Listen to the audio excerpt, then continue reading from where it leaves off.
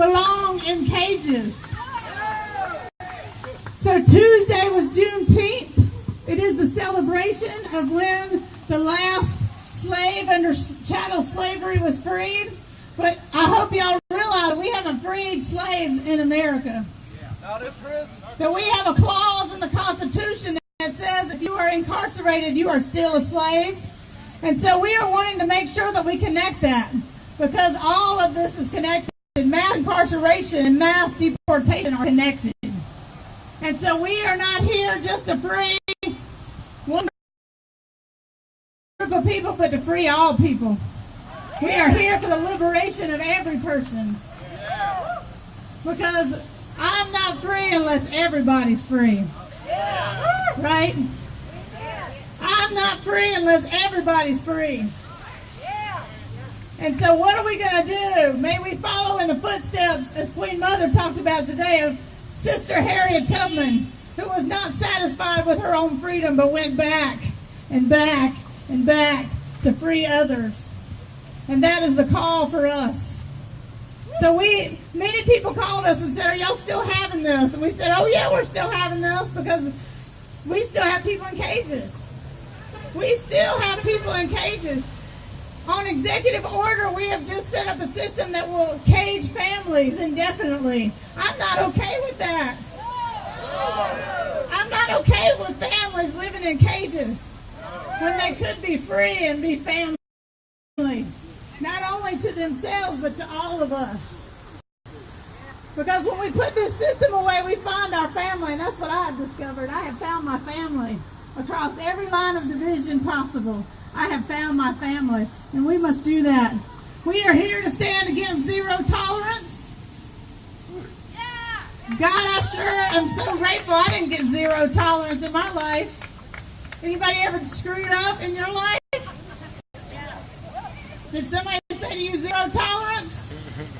And we hear this echo not only right from the highest office of the land, but from every schoolhouse all over the country, right? We have a school-to-prison pipeline because we say zero tolerance to our children, and we decide to hand them over to the police department to do discipline instead of handing them over to the village to say, we're going to help raise you up, right? And if you fall, we're going to pick you up and help you get on the path to love and community. Give me your tired, your poor, your huddled masses yearning to breathe free, yearning to breathe free, yearning. Are you yearning to breathe free? Yeah. Because we can't shut this down unless we recognize that we right now, in this very place that we stand, are not breathing fresh, free air. Do y'all recognize that? Because until we put ourselves in solidarity with people in cages, we'll never all get free. This air we breathe is not free because there are people. I was just down at the jailhouse, and there are people locked in there. There are people working in the cage too. And we can't free ourselves until we end this system of cages. We are watching. We call for an end to private prisons for profit.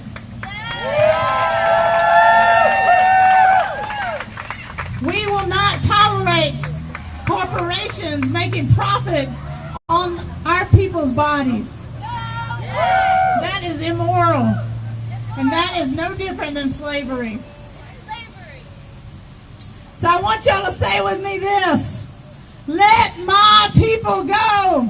Let my people go. Let my people go. Let my people go. Let my people go. Let my people go. Let my people go. Let my people go. Let my people go. This is an old thing that was said many, many years ago. And it still reverberates through us. One of my favorite liberation theologians is here with us today, and his name is Rabbi Justin Goldstein. And I'm going to ask him to come forward and share with us.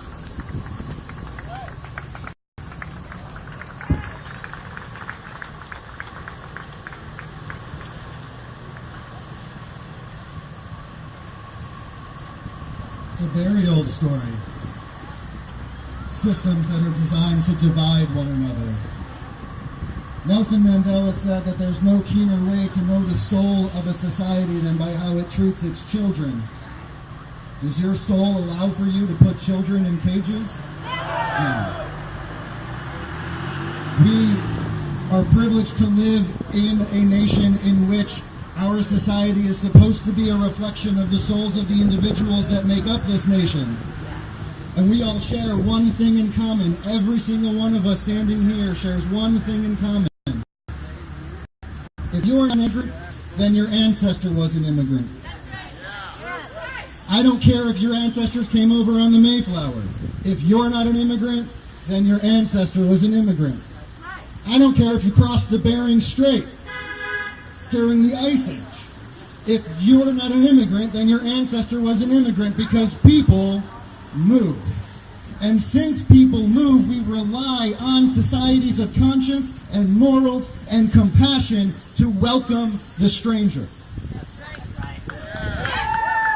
The Jewish tradition has at its core the understanding that it is our responsibility as human beings to love the immigrant, to welcome the immigrant, to protect the immigrant, to give voice to those who don't have voices. And as citizens of a democracy, we have a responsibility to not just stand on the corner of our little mountain town outside of the federal building screaming into a microphone, but to call every elected official that you can, to hold accountable every corporation that is building the facilities to cage these families.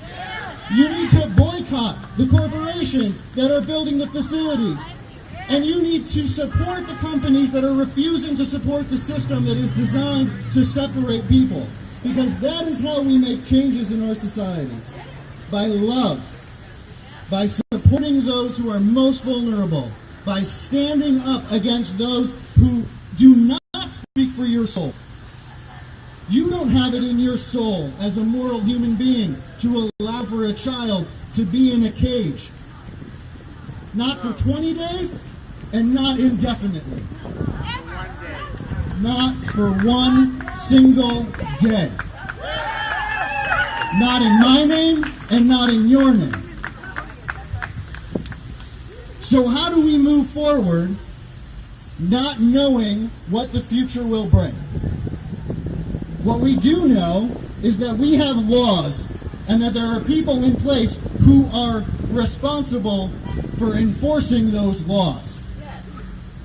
And we need them to be breaking these laws.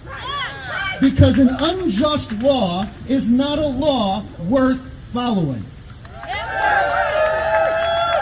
Those of us that are responsible for fulfilling and observing the law need to be brave enough to break the law when we have the opportunity to do so, if it is in integrity and honesty and compassion and morality to protect those who should be protected but are not being protected. And we need to hold accountable those who are designed by this system that divides us to enforce those laws. We need to encourage them to break those laws. My ancestors came to this country escaping horrible environments, unimaginable to most of us. Violence, no rights, no freedoms. And they came here to build a better life. This entire nation is constructed on the concept, theoretically, that anybody has the opportunity to find freedom. And we are taking it away at our entry points. We are denying basic dignity and rights to the most vulnerable. And we're doing it in the